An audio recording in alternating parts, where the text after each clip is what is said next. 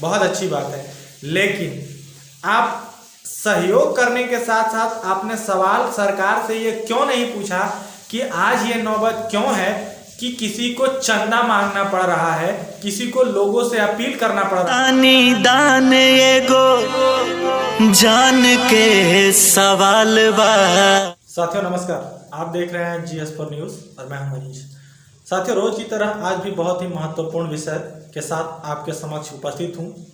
आज का विषय है साइबर सुरक्षा, जीवन की सुरक्षा और दान के आड़ में अपना चेहरा चमकाना। बहुत महत्वपूर्ण विषय है और ये सारे विषय एक दूसरे से संबंधित है। और क्यों संबंधित है, जरा गौर से आप समझने की कोशिश करिएगा। अगर आप जल्दीबाजी में हैं, समय नहीं है, तो इस वीडियो को आप ना देखिए। अगर समय है तो ही देखिए।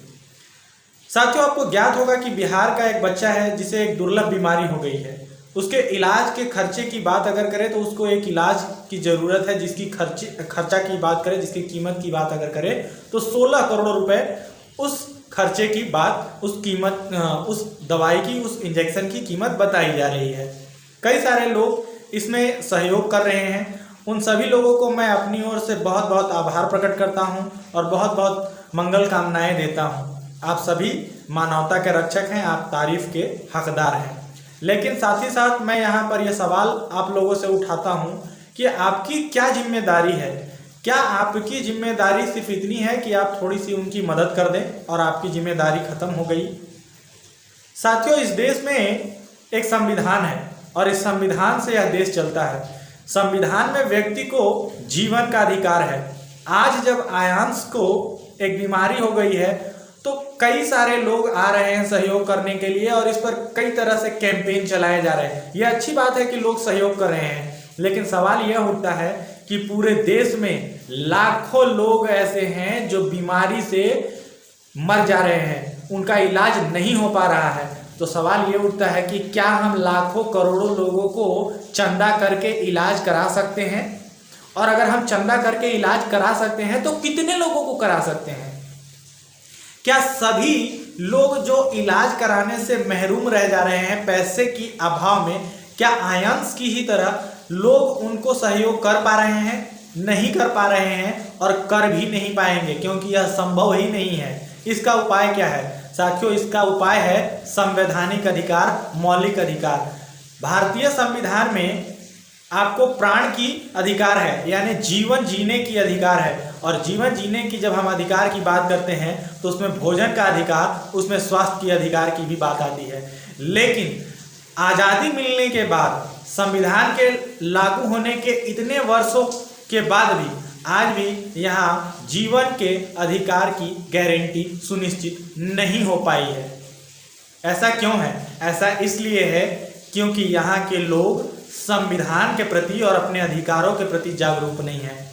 आज हम जाति के लिए लड़ रहे हैं, कोई धर्म के लिए लड़ रहा है, कोई पंथ के लिए लड़ रहा है, तमाम तरह से छोटी छोटी चीज़ों को लेकर के हम लोग लड़ रहे हैं। लेकिन बात जब स्वास्थ्य और सुरक्षा की आती है तो उस पर किसी को कोई ध्यान नहीं है। बड़े बड़े कैंपेन चल जाते हैं। एक छोटे से बच्चे को कोई 10 रुपये देता है और फेसबुक पर शेयर करता है कि हमने सहयोग किया। 1 रुपया देता है और सहयोग किया।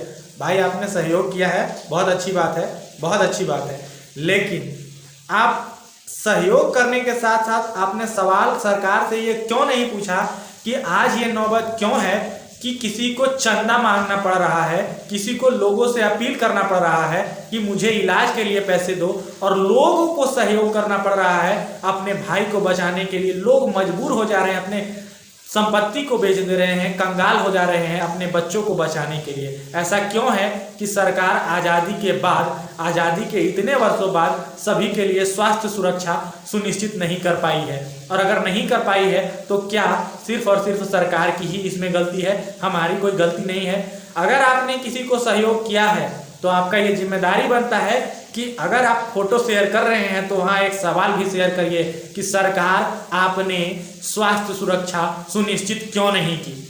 और ये सवाल हर बार पूछा जाना चाहिए जब भी आप किसी को सहयोग करते हैं। तो फोटो शेयर कीजिए, लेकिन साथ में ये सवाल भी अपने सरकार से जरूर पूछिए कि आखिर क्या कारण है कि आज़ादी के बाद भी स्वास्थ्य की सुरक्षा की गारंटी नहीं हो पाई है। अब बात करता हूँ साइबर सुरक्षा की। साथियों, बड़े बहुत सारे लोग हैं जो बहुत गर्व के साथ जो है कि अपना बैंक डिटेल और अपना स्क्रीनशॉट, पेमेंट स्क्रीनशॉट जो है कि सोशल मीडिया पर वायरल कर रहे हैं। लेकिन मैं आपको आगाह करना चाहता हूं कि अगर आप इस तरीके के कर रहे हैं, इस तरीके से आप अपने पेमेंट डिटेल्स को हर जगह शेयर कर रहे हैं, तो आपके साथ फ्रॉड होने की आशंका बढ़ जाती है। हो सकता है कि हैकर्स आपके अकाउंट को हैक कर ले और आपके अकाउंट से पैसे गायब हो जाएंगे, क्योंकि उस स्क्रीनशॉट में बहुत सारी डिटेल्स होती हैं और इतना पर्याप्त डिटेल्स होती है कि कोई भी हैकर अगर वो हैक करने की कैपेसिटी रखता है तो आसानी से आपका अकाउंट हैक कर सकता है। साथियों, अब आयांश को बचाने के लिए एक मुहिम चली है। मैं चाहता हूं कि आप लोग भी अपनी ओर से सहयोग करें, लेकिन स्क्रीनशॉट शेयर करते हुए कुछ सावधानियां बरतें ताकि आपके साथ धोखाधड़ी ना हो, आपके पैसे कोई लूट ना ले। बहरहाल चलते चलते आपको एक गाने के साथ छोड़ जाते हैं जो कि आयांश के इलाज में सहयोग प्राप्त करने के लिए गाया है। इस गाने का क्रेडिट जो भी इनके निर्माता है मैं उनको देता हूँ। यह साथ ही साथ यह भी आगाह करता हूँ कि यह जो आप वीडियो देख रहे हैं, यह जो चैनल है वो कोई मोनेटाइज चैनल नहीं है। यहाँ पर कोई कॉपीराइट आप ना दें, ये रिक्वेस्ट करता हूँ ऑनर से। अगर आपको कोई इशू है तो आप मुझे पर्सनली कमेंट कर लीजिएगा, मैं आपका वीडियो हटा दूंगा। बहरहाल इसी तरीके के आम जन के मुद्दों को देखने के लिए बने रहें GS4 न्यूज़ के साथ। चैनल पर अगर पहली बार आए हैं तो चैनल को सब्सक्राइब कर लीजिए, लाइक कीजिए, कमेंट कीजिए और घंटी वाला बटन जरूर दबाइए। बहुत बहुत आभार, नमस्कार, जोहार, जय भीम। सुनिए गाना।